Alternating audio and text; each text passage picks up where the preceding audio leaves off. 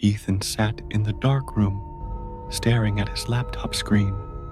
On it, a girl sat motionless in the shadows. Suddenly, the girl displayed a crazed expression, an image that haunted Ethan forever. Ethan was a famous writer, known for his spine-chilling horror stories. Lately, however, his works were criticized for being outdated and lacking originality.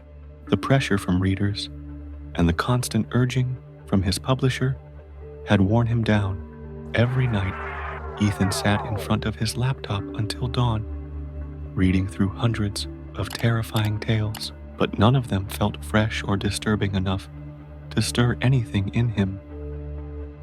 That night, around 2 a.m., his bloodshot eyes landed on a dark website. There were red letters on a black background with an enticing title, Untold Secrets, and a single button in the bottom left corner of the screen. View. Curious, Ethan clicked on it. The screen lit up with a series of brutal images of young girls being tortured. They looked like they had been taken by the very perpetrators themselves. The further he scrolled, the more enraged he became at the cruelty of the crimes. The painful expressions on the girls' faces felt like they were tearing his insides apart. When Ethan reached the final page, it was no longer images. It was a video. A thin, disheveled girl sat still in a dark room. She was covered in blood, her clothes torn to shreds. No one could tell how long she had been tortured. Suddenly, she slowly raised her head, her face covered in fresh, bleeding scratch marks. She stared straight into the camera and smiled, an eerie, twisted smile, as if she was smiling at Ethan. A chill ran down his spine. The screen glitched suddenly, and the lights in Ethan's room began to flicker. He tried to check his laptop, but the mouse no longer moved. The keyboard was frozen. He couldn't shut it down. The screen lit up again. Now the girl's face was pressed close to the camera. Before Ethan could react, her hand reached out from the screen and wrapped tightly around his neck. She crawled out of the screen entirely, her head tilted unnaturally to one side, her smile grotesque. Ethan thrashed wildly, his vision blurring, the air draining from his lungs. Then suddenly, Ethan jolted awake at his desk. It had all been a dream. The laptop screen was still playing the video of the girl sitting silently in the chair. He was about to shut the laptop when the screen suddenly switched to webcam mode. Startled, he saw himself on the screen, his pale face clearly visible. Then, behind him, the girl stood, smiling her twisted smile at him. No, it can't be. Why is she here? Before he could react, her pale hand reached up and twisted his neck. A few days later, the police found Ethan's body slumped over his desk. The computer was still on, displaying a black screen with red text, Untold Secrets, and a single word in the corner, View. A curious officer clicked on it. The screen showed a video of a girl smiling eerily at him. After 5 years as a delivery worker, I never thought a single order could cost me my life. That night, close to midnight, I received an order for 2 servings of chicken rice. The delivery address was a house on the outskirts of the city. Even though I had a bad feeling about it, I had not received a single order all day, so I gritted my teeth and accepted it. When I arrived, I saw an old, desolate house standing alone in the middle of the woods. A cold gust of wind blew against me, sending shivers down my spine. I knocked on the door, but no one answered, so I took out my phone and called the customer. The door is unlocked. Bring it inside. I hesitated, but pushed the door open. The musty smell immediately filled my nose, making me grimace. The air inside was cold, as if no one had lived there for a long time. I have your delivery. Is anyone here?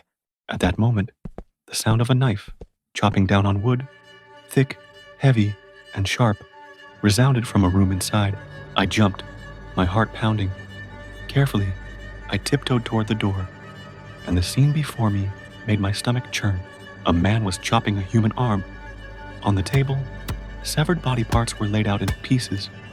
I screamed in terror. The thick, metallic scent of blood choked my throat, and I collapsed onto the floor. You harmed someone. I have to call the police. Stay and help me, or I'll put you on this table next. My entire body froze at his words. Fear forced me to turn back and help him pack the body parts into black bags. Each time my hands touched the cold, lifeless flesh, it felt as if thousands of insects were crawling over my skin. After we finished cleaning up, he ordered me to dispose of the black bags. Trembling, I carried them to a deserted riverside, tossing each one into the water before hurrying away. But as soon as I turned around, the man was already behind me, gripping a knife tightly, his cold eyes staring into mine. You did well, but you still have to die. I did everything you asked. Please let me go. Let you go? You've seen everything. You can't live. I promise I won't tell anyone. Just let me go. The only way to keep a secret is to take it to the grave. With that, he lunged at me. I dodged just in time, the blade grazing my arm and burning my skin. Enraged, he raised the knife again, his grip tightening as he thrust forward. On reflex, I grabbed his wrist, stopping the blade just inches from my face. His strength was terrifying. I used all my force to shove him back, making him stumble. Seizing the moment, I grabbed a rock from the ground and hurled it at his head. He cried out in pain, clutching his head as he staggered. I sprinted to my car, speeding away as I called the police. But by the time they arrived, the man had disappeared without a trace. A few days later, I returned home only to be greeted by a horrifying sight. A bloodied human arm lay in the middle of my floor. On the wall, a message was scrawled in dark red blood. You will have to disappear. Did you really think you could escape me? I spun around, locking eyes with the man. He aimed a gun at my head. Please, I'll give you anything you want. I want your life. In that instant, I grabbed his wrist, struggling to wrestle the gun upward. A gunshot rang out. The bullet struck the ceiling, sending dust falling around us. I jolted, loosening my grip, and he kicked my stomach hard, sending me crashing to the floor. I tried to push myself up, but before I could, his heavy foot slammed down onto my chest, pinning me against the cold tiles. Don't waste your strength. You won't escape. At that moment, my hand brushed against my phone in my pocket. Without hesitation, I yanked it out and hurled it at his face. With every ounce of strength left in me, I scrambled up, shoving him aside as I dashed toward the door. But before I could get far, a gunshot rang out. A searing pain shot through my leg, and I collapsed onto the floor. You little rat. Let's see where you'll run now. I refused to give up. Gritting my teeth, I crawled forward. Another shot rang out, piercing my other leg. I screamed in agony as my body convulsed and the world blurred. Say goodbye to the world. Suddenly, the door burst open with a loud bang. The man froze, eyes widening in shock. Before he could react, a bullet shot straight into his chest. Dark red blood slowly spread across his shirt. Police officers swarmed in, surrounding the house. I exhaled shakily, my body going limp as I shut my eyes in relief. It was finally over. I was rushed to the hospital, my legs soaked in blood. Though the killer was dead, the memory of that night haunted me every second of my life. The images replayed in my mind like a never-ending horror film with no escape. I grew up in a wealthy family, with both my parents being successful entrepreneurs. However, a tragedy struck, and I lost everything. My mother passed away in an accident, but less than 2 months later, my father married a woman named Lisa. At first, Lisa appeared to be a gentle and caring woman, always trying to win my father's favor. But whenever it was just the two of us, her gaze was always filled with resentment when she looked at me. One day, as I was walking down the hallway, I accidentally overheard her talking to someone on the phone. I have to get rid of that boy, Daniel, first. He could interfere with my plans. I felt my heart stop, a wave of fear spreading through me. Why would she want to do this to me? I immediately told my father, but he said I must have misheard and was imagining things. His reaction left me feeling disappointed, as if my fears didn't matter at all. With no one to confide in, I went to find my cat, but I was horrified to see it lying motionless in the basement. I froze in shock and rushed to its side. There was a deep cut on its neck, almost severing its head. Suddenly, a rope tightened around my neck, pulling so hard that my lungs felt like they were on fire. I will make you disappear. I struggled desperately, but the rope only tightened further, making me feel dizzy. With all the strength I had left, I threw my head back, striking Lisa's stomach. She stumbled backward, loosening her grip just enough. Taking the chance, I quickly pulled the rope off my neck and turned to glare at Lisa in anger. What are you doing?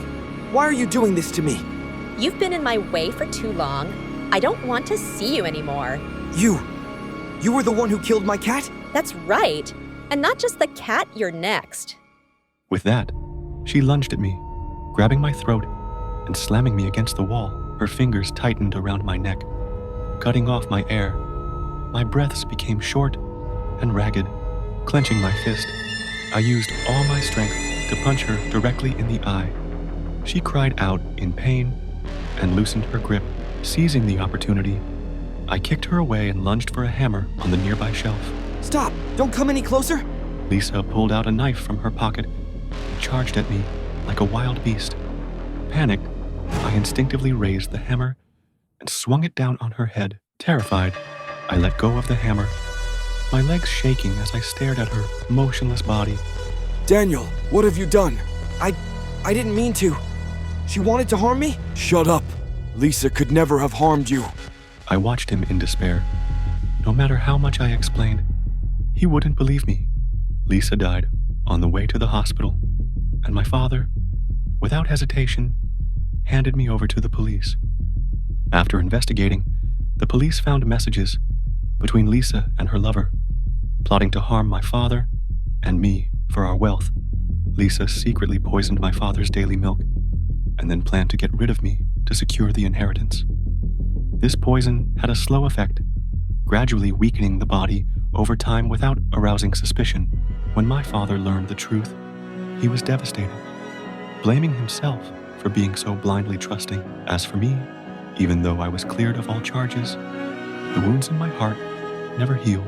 They remained embedded in my mind like an endless, haunting nightmare. I recently moved into an old apartment building in Vienna. Though the infrastructure is a bit run down, I didn't mind too much. It's quiet here, which matters to me. I'm a writer. My work is sensitive to noise. It easily breaks my thought flow. The apartment next to mine belongs to Elisa, a very friendly single mother. Her son, Lucas, is around 8 years old, well-mannered and polite.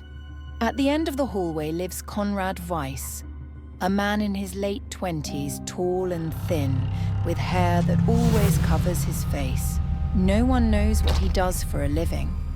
He keeps to himself, rarely speaks to anyone. We only ever spoke once a few days ago. It was the night of a blood moon.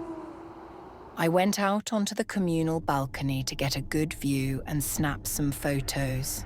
As I raised my phone to capture the moon, I noticed Konrad had appeared in the corner of my frame, startling me a bit. It was the first time I'd seen him outside. So he likes blood moons too. He looked unwound, leaning against the railing, holding a glass filled with a deep red liquid that shimmered under the moonlight. A cold, metallic scent drifted past me on the breeze that chilled down my spine. Not wanting to be awkward, I walked over and joked, "Red wine under the moonlight? You're more sophisticated than I expected." It's not wine, but yes, the moon pairs nicely with it. I had no idea what he meant. I just forced a chuckle and went back inside without another word. A few weeks after I moved in, the city was shaken by a string of strange deaths. Cats and dogs were found in dark alleys, completely drained of blood, their bodies shriveled. Then it was people. 3 victims in 1 week, all found inside their own homes. No signs of forced entry. The media called it the Vienna Bite. Theories range from a deranged killer to cult rituals. I felt a creeping fear. That night, I made sure my door was securely locked before heading to bed. But around midnight, I heard it. The faint, slow sound of someone turning my doorknob. The metal handle twisted ever so slightly, then stopped. I couldn't sleep at all after that. The next morning, I told Elisa what happened. She didn't believe me. She just gave me a nervous laugh and said I was letting the news get to me, imagining things. I wasn't so sure. My instincts told me otherwise. And that very day, Lucas went missing.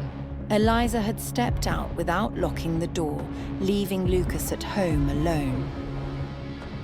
When she returned, he was gone. She called the police immediately. It's my fault. I should have watched him more carefully. Do you think he was taken and drained like the others?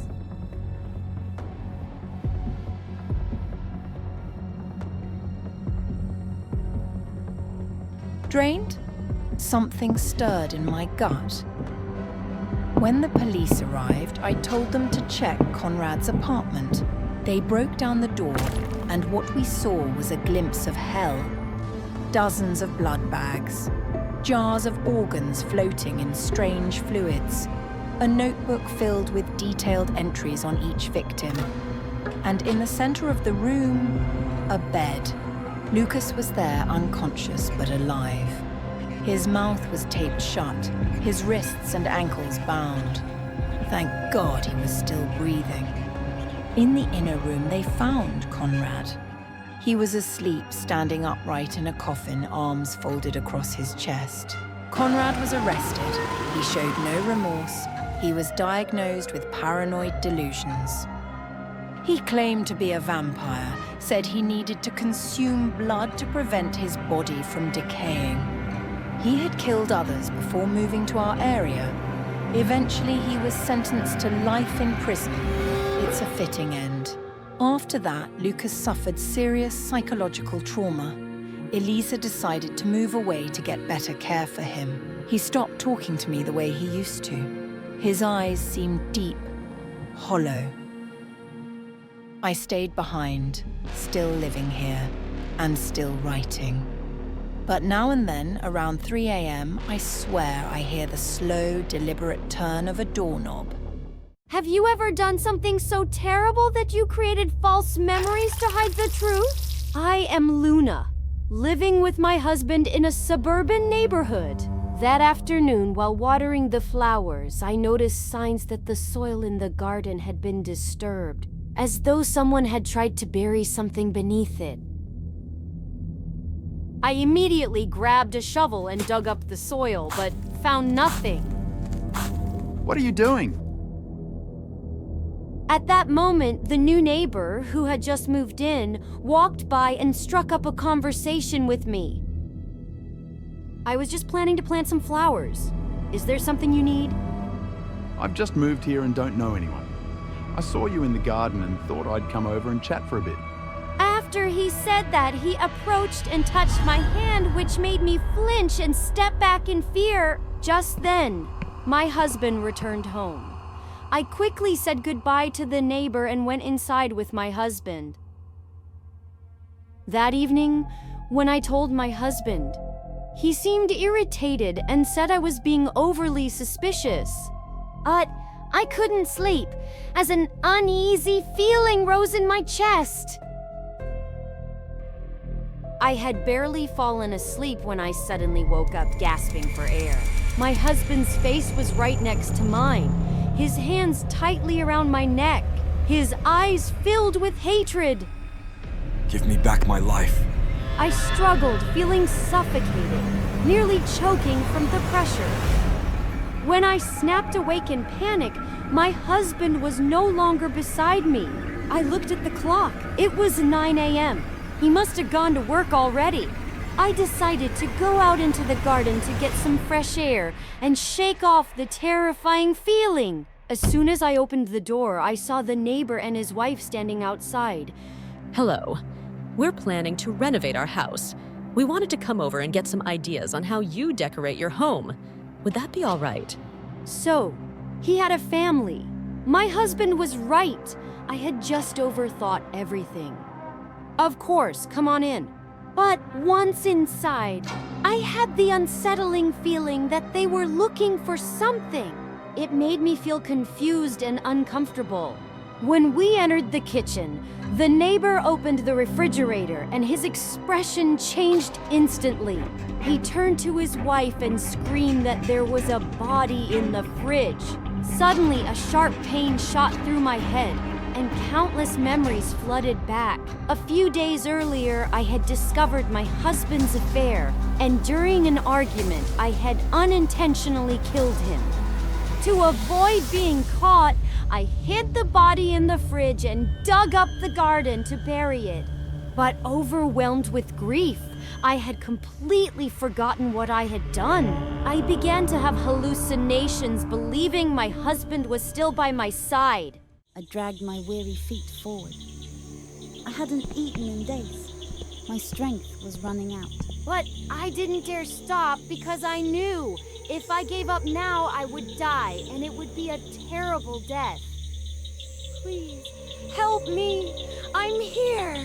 In the distance, I saw a light. My hope. When I was sure it was a police officer, I finally let myself collapse. My name is Isela. I live near the Mexico border. This story began 3 months ago when I needed extra income to pay for my mother's medical treatment. I was lucky to find a job as a nanny.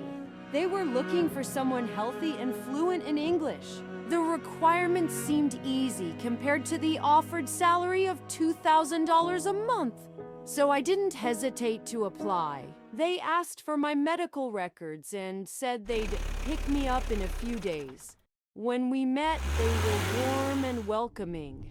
After chatting for a while, everything about their company matched what I had researched online. Everything felt perfectly normal until I drank the bottle of water the man who claimed to be from HR gave me. My vision went black.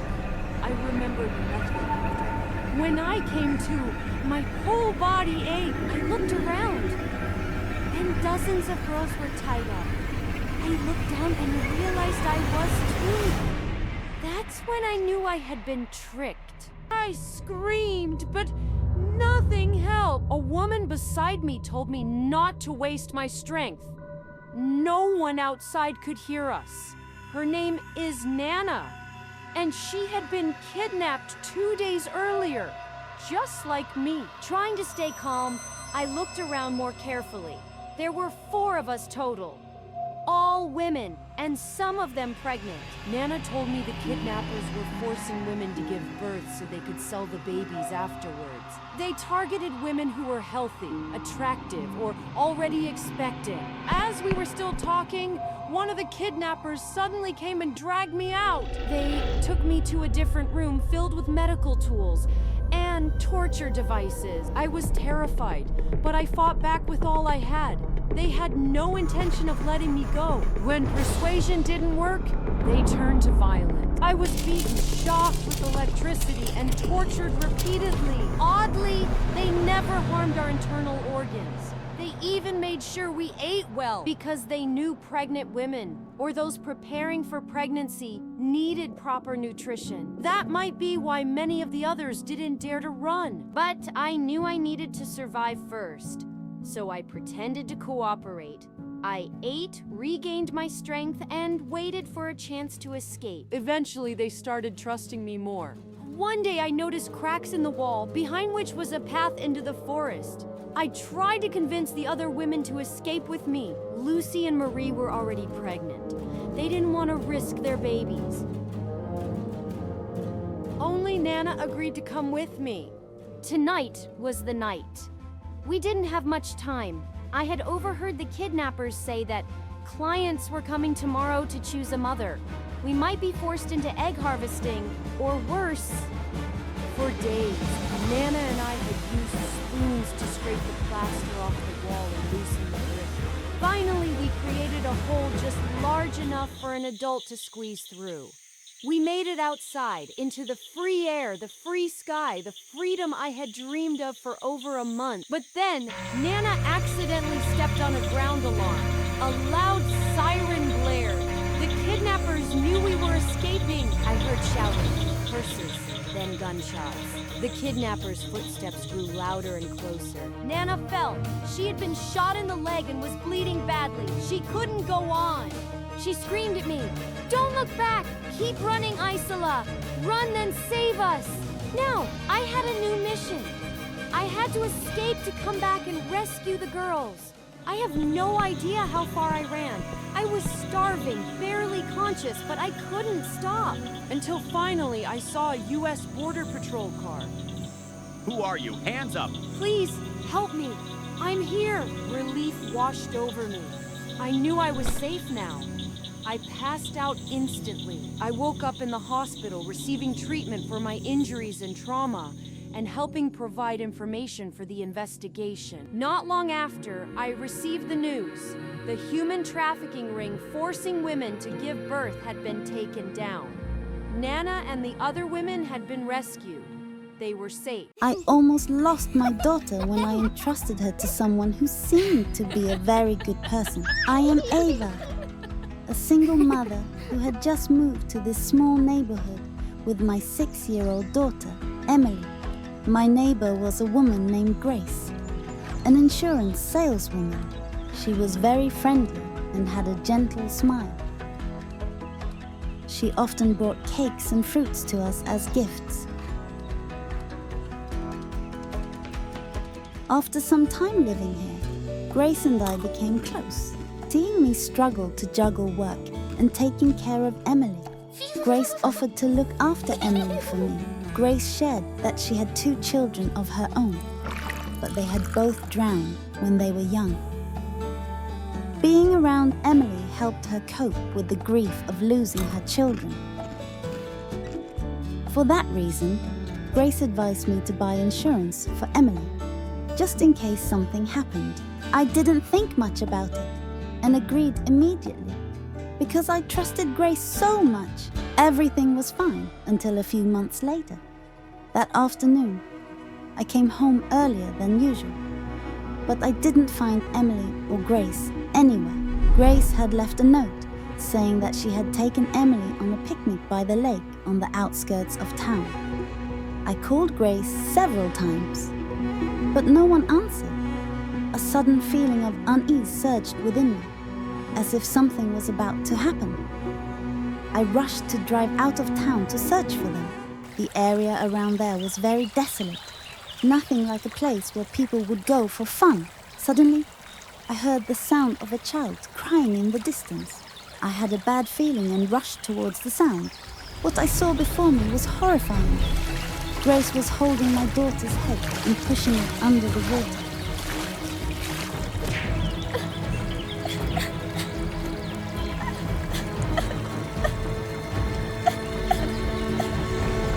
Emily, are you okay? What the hell are you doing? I was just playing with her. It's nothing serious. I'm calling the police. You're going to prison. After saying that, I quickly took Emily to the hospital and called 911. Later, Grace was arrested while packing her things to escape. At her house, the police found an insurance policy for Emily. But the beneficiary wasn't me. It was Grace. According to the investigation, Grace had a serious gambling addiction and was deep in debt. Using her knowledge of insurance law, she had planned to kill Emily to claim the compensation money. Once she ran out of money, she had schemed to harm Emily when she saw us move in. I shuddered when I heard this. I had no idea I had entrusted Emily to a monster in human disguise. As for Emily, after she woke up, she frequently had nightmares and would wake up in terror. I had to take Emily for psychological treatment for a long time. Since that incident, I spent more time with Emily, never daring to let her interact with strangers again. Living with strangers carries a lot of risks. I almost lost my life just because I decided to live with a stranger. I am Neo, 23 years old, and I had just moved into a small apartment near my workplace. Because I wanted to save costs, I posted an ad on Facebook looking for a roommate. Not long after, a guy named Justin contacted me. He seemed cold and quiet, but I thought that would help avoid trouble, so I agreed to let him stay. Although we lived in the same apartment, Justin and I rarely ran into each other. During the day, he always stayed in his room with the door closed, only going out in the evening and usually returning very late at night. One night, I was thirsty, so I went to the living room to get a drink. I saw Justin coming back, holding a black plastic bag, and there was a long scratch on his face that was still bleeding. I asked Justin with a surprised tone. Why are you back so late? What's wrong with your face? Justin looked at me coldly and said, "It's okay. I had something I needed to do." Justin gave me a curt reply and quietly walked into the room. I found him a bit puzzling, but I didn't pay much attention. The next evening, Justin hurriedly left, but his door was still ajar. I stood up to help him close the door, but suddenly smelled a stench like blood.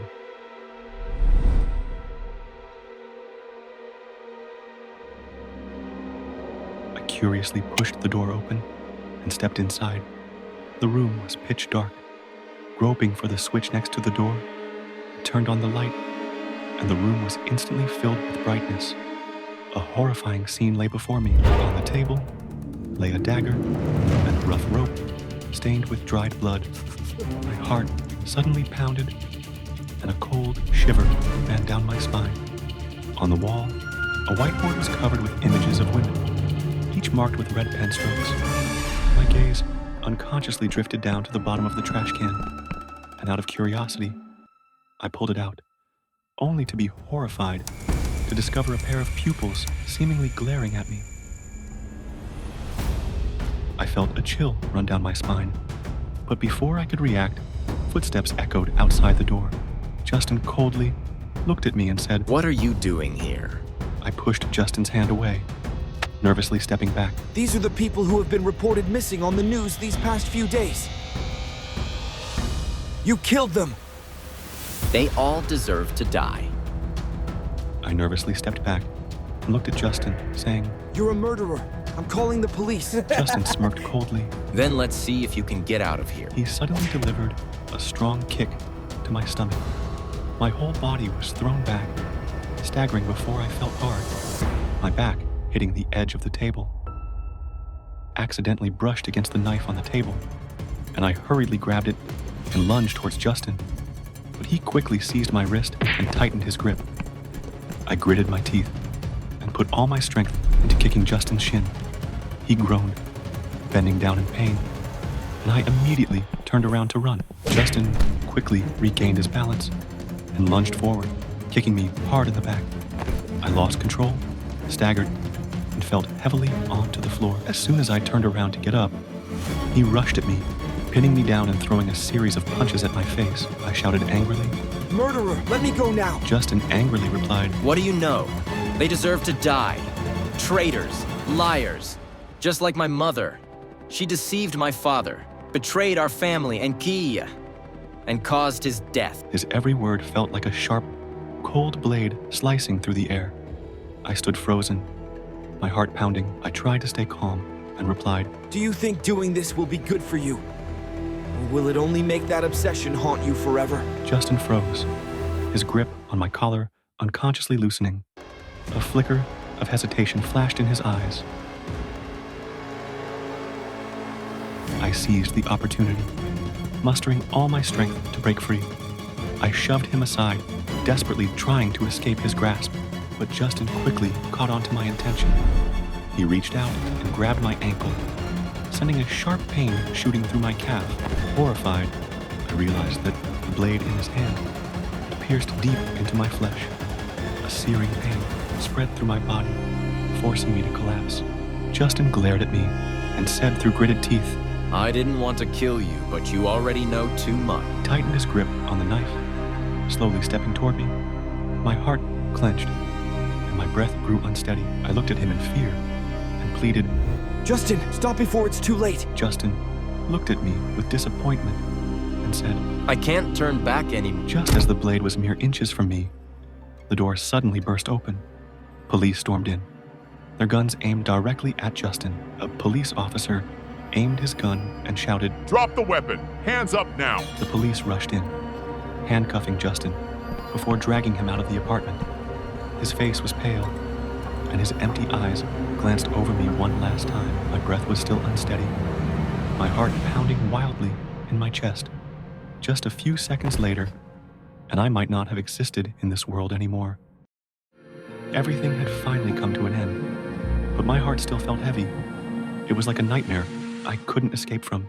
I have a friend named Emma who is 25 years old. She once had a beautiful love story with a man named William, who was 3 years older than her. At first, William loved and spoiled her, making her believe she had found the perfect partner.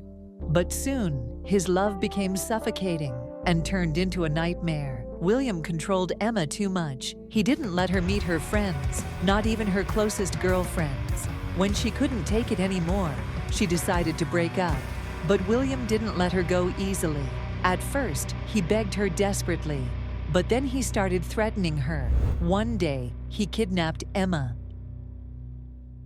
She woke up in a strange room, her hands and feet tied tightly. William spoke softly. Hello, my love.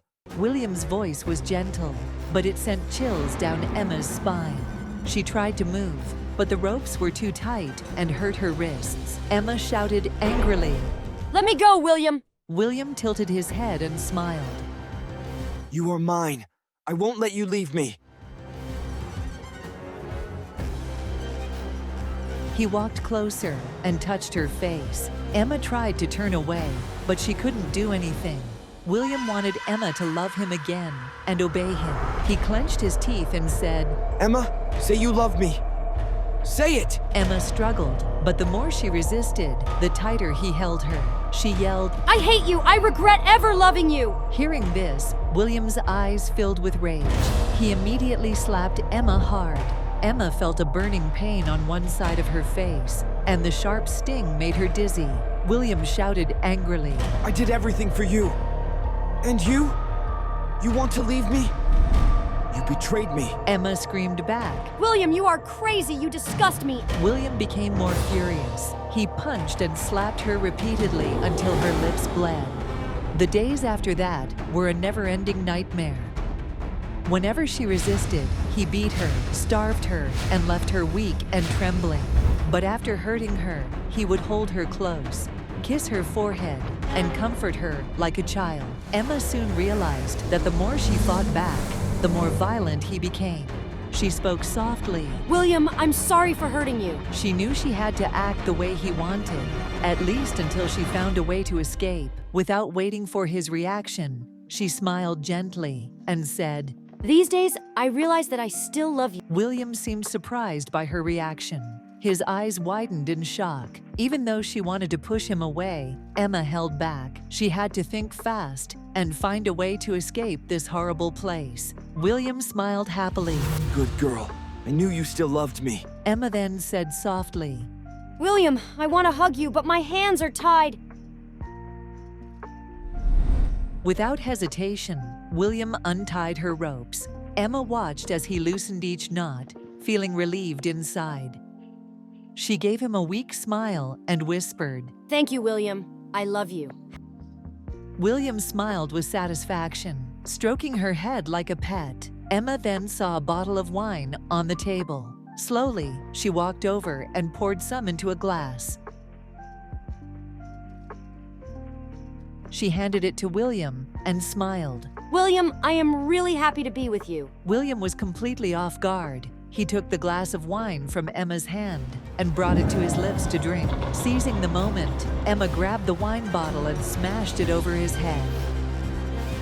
Emma ran to the door, but it was locked. No matter how hard she tried, she couldn't open it. She looked around the room, searching for anything to help her escape. Then she saw a rusty iron rod in the corner. Without hesitation, she grabbed it and used all her strength to hit the door. After several strikes, the door finally broke open. Emma ran outside without looking back. Later, she called the police, but when they arrived, William was gone. There were no signs of torture or blood in the apartment. In fact, the apartment was Emma's home, but she truly believed she had been kidnapped. The police thought she had mental health issues and sent her to the hospital for treatment. A few days later, they found a man's body in an abandoned house outside the city. His body had multiple stab wounds from a broken wine bottle found at the scene. After investigating, the police confirmed that the victim was William. They also found Emma's fingerprints at the crime scene.